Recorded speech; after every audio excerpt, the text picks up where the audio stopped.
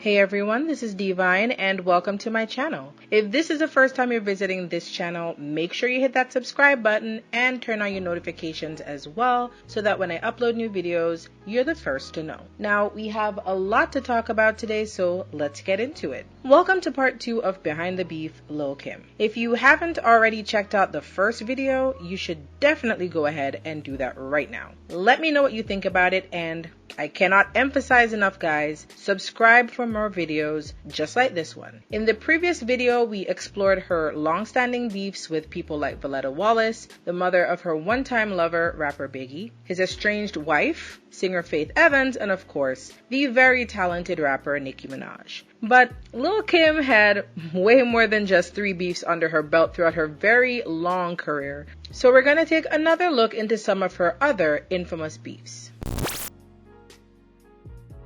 Lil Cease. The cousin of Biggie Smalls, it was almost a given that he would be a member of his hip-hop group, Junior Mafia. He was a featured artist on Lil Kim's hit single Crush on You from her debut album Hardcore. The single ended up going straight to #1 on the Hot Rap Songs charts. But their friendship eventually soured, culminating in the events of 2005 when Lil Cease testified against Kim in her perjury trial after it was determined that she lied to a federal grand jury about a 2001 shooting that occurred outside of the Hot 97 radio station in New York City. The boys are already outside when Kim comes out the building. Capone walks up to Gutter talking about some shit Gutter had said to him in a club or something. Gutter is on some, yo, what up? You got problems with Kim? Niggas start busting their guns. Along with video footage from outside of the radio station and testimony from several witnesses, including Lil Cease, the prosecution was able to sink Kim. She ended up being sentenced to 1 year and a day. The incident in question occurred between members of Lil Kim's entourage and Capone and Norega's entourage. Kim's group allegedly confronted Capone and Norega's group about their track Bang Bang, specifically about Foxy Brown's diss verse aimed at Kim. The shootout occurred, leading to one of Capone's associates being shot in the back. According to Assistant U.S. Attorney Kathy Siebel, Kim lied to authorities, claiming that she did not see 2 of her friends at the scene of the crime. However, the jury saw security footage showing the men and Kim together at the scene, proving that she had lied to authorities. Kim testified that she had no reason to protect the men in question, her manager Damian Butler, as well as Sweef Gutta Jackson, because she no longer spoke to them. They had a falling out soon after the shooting incident because she felt they were taking advantage of her. And this included Cease. After Cease testified against her, she denounced him and called his testimony a betrayal and accused him of breaking street code.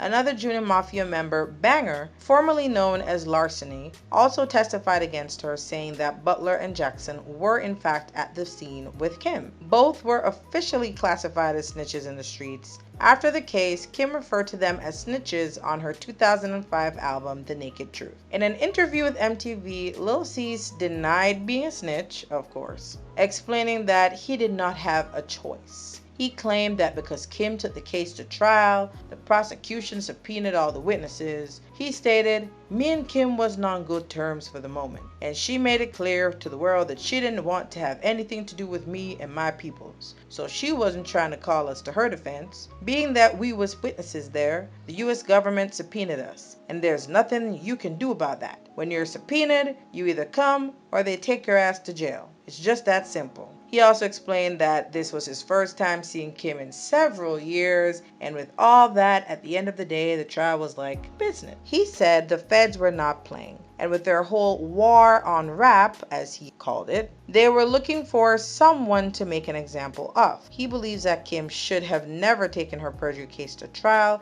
and should have accepted a plea bargain because the case presented by the prosecution was insurmountable. He stated, "She's supposed to have caught the picture that they were trying to put her away, but she felt like she could beat them, and I don't know what she was trying to do with that. These federal people knew everything. They had phone taps, they had the video cameras from the shooting at Hot 97, they had that all on tape. They had pictures, they had two-way messages. Remember, the shooting was in 2001, so they worked on it for about 2 or 3 years, and they pulled everybody in there. My peoples, Rock and Gutta, they copped out to the case. Once they knew they couldn't win it, Shorty thought she could take it further and she did what she thought she had to do. He made it clear that he did not expect her to serve a lot of time because she had a pretty clean record, and that despite their falling out, he hated seeing her go to jail, especially since they were once so close and he had no problems with her. He ended with this: "No matter what her situations, I didn't have no problems with her. My thing was she didn't call me to her defense, so I left it at that. She could have called me, she could have subpoenaed me as well, but it was the US government that subpoenaed me. She didn't mess with me and my dude, so we kept her a distance from them." End quote. Critics of Cease commented that he could have opted to say nothing at all and left it up to his attorneys, because that's what they're there for. That he didn't have to implicate her in anything.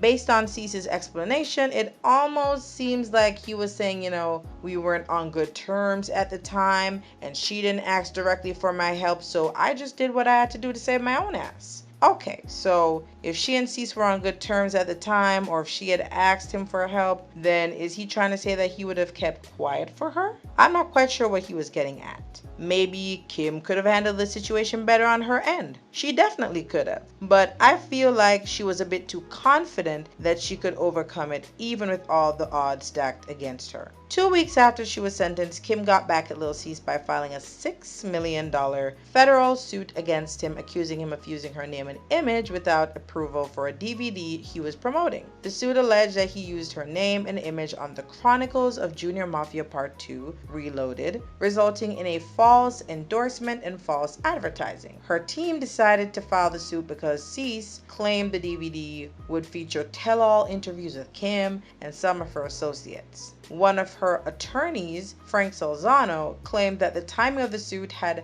nothing to do with Cease's testimony against her, but let's get real. It had everything to do with it. I don't know who they thought they were fooling. Of course she had bad feelings towards him before the trial, but that was just the icing on the cake. That was definitely her attempt at revenge against him. She was granted a temporary restraining order, which prevented him and his team from using her name or image without her consent. And of course she wasn't about to give him her consent after everything that went down. She went on to seek a permanent injunction to block the DVDs plus damages against him and his team for an earlier DVD they released which featured footage of her. Surprisingly, since that time, she and Cease have made up. In 2019, during the first annual B.I.G. dinner, which took place in New York City on what would have been Biggie's 47th birthday, they publicly reconciled with Cease apologizing to Kim in front of all those present.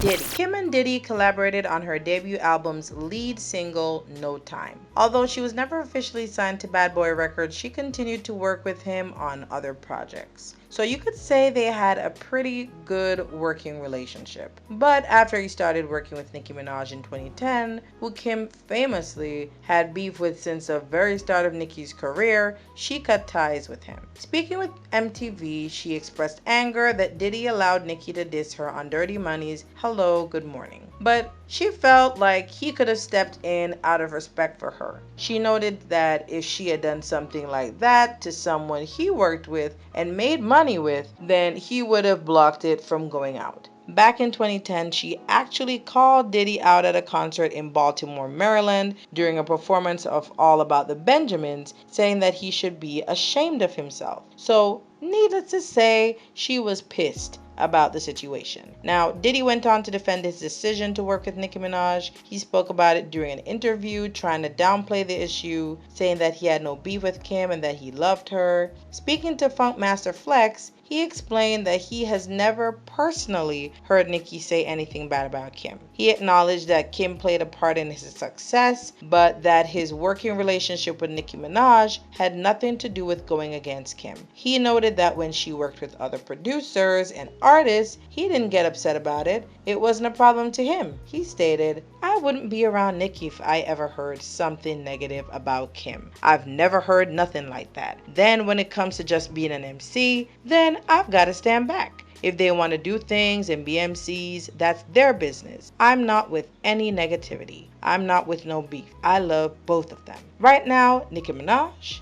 that's who my artist is. That's who I consult. That's who I do business with. I no longer do business with Kim on that level, but Kim will always have a special place in my heart.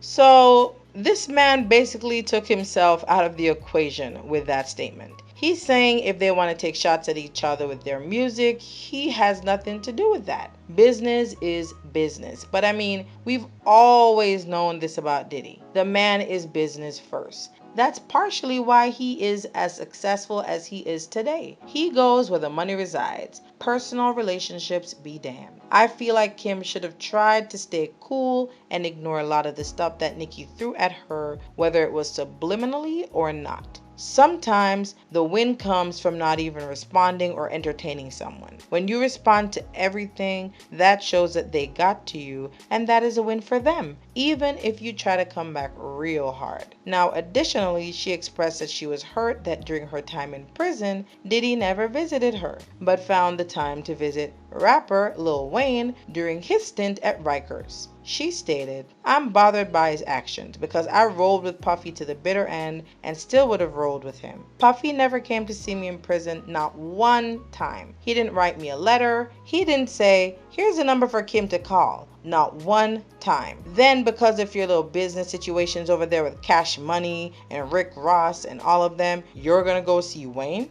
And I can understand why she would feel some type of way about that. She thought they were friends, and then during one of her lowest points, he disappeared, like I'm sure a lot of people did after she ended up going to prison. Then he was out there expressing fake love when his actions certainly weren't backing up his words. And it's not like he couldn't when he found time to visit someone else he was doing business with at the time. So once again, she felt like he was prioritizing his business relationships with other people and putting her on the back burner. These two have made up since then. They obviously sorted out whatever issues they have had with each other, and they came together for a surprise Bad Boy Records reunion at the 2015 BET Awards, among other things.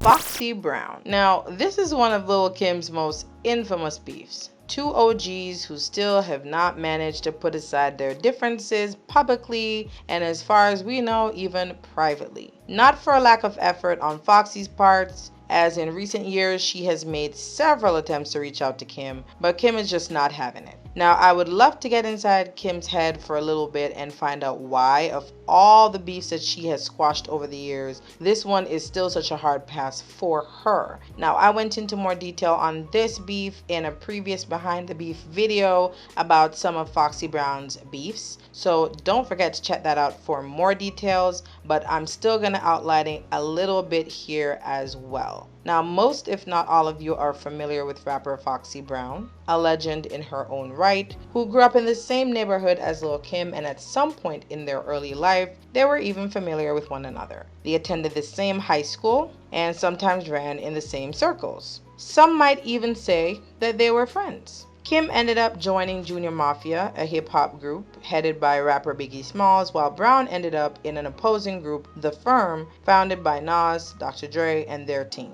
Initially, they collaborated on music. They appeared on magazine covers together, but when they both released their debut albums in November 1996, a week apart, that's when we first started seeing signs of trouble. They somehow ended up wearing the same outfit to their debut album shoot.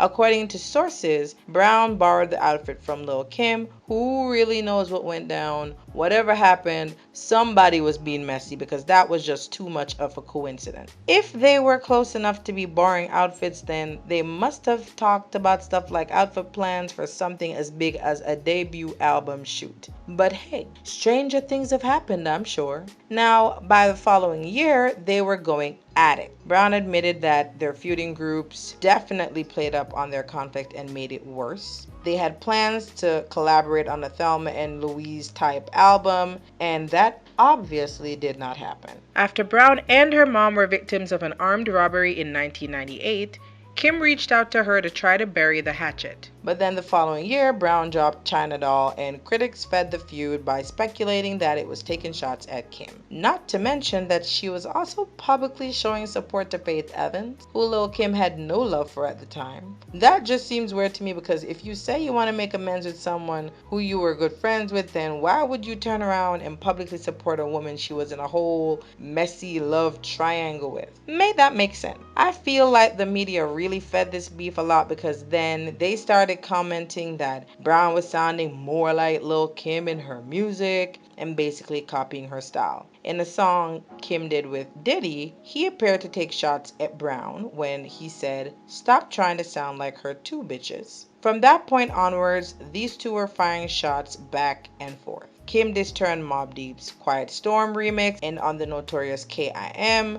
the title track for her second album. Brown came back at her in Capone and Norega's Bang Bang, where she said, "You and Diddy, y'all kill me with that subliminal shit." Then she went in on her, saying that she was overdoing the grief after Biggie's death and that she should hop off his dick. She did not hold back at all. When Kim was leaving Hot 97 radio station in New York back in February 2001, there was a shootout between her group and another group of men affiliated with Brown, including Capone and Norega. It was a whole mess. Efrain Ocasio, an associate of Capone, was shot in the back. Later on, detectives determined that the shootout was as a result of Brown's Bang Bang verses. Once more, Brown reached out to Lil Kim, but Kim wanted nothing to do with her. Kim ended up going to prison in July 2005 for 3 counts of perjury and 1 count of conspiracy in relation to the shooting incident, after it was discovered that she lied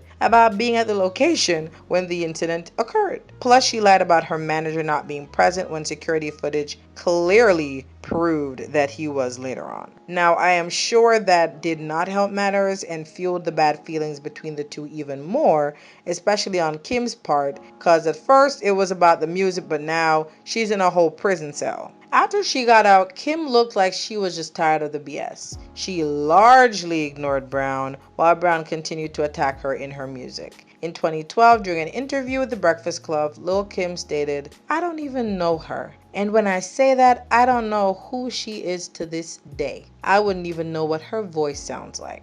Since then, there have been attempts for reconciliation. Rapper Fabulous tried to get them on stage together in 2013 for Summer Jam. Lil Kim pretty much said, "Not a chance." And Brown said she basically felt shunned by her. In 2020, there was speculation that they were ready to let it all go and make up by doing a versus battle, which is a virtual DJ battle created by producers Timbaland and Swiss Beats. So many artists have come together during this pandemic and seemingly squashed years worth of tension. If Kim and Brown were to get on that stage together, it would be huge. But it really isn't looking very likely, because Kim is all the way over Brown and has kept her distance. I think the fans would just love to see this squashed, but the ball is really in their court right now, especially Kim's. But what do you guys think about it? Let me know down in the comments. Don't forget to hit that subscribe button and share this video. Also, turn on your notifications so that whenever I post a new video, you're the first to know. Until next time.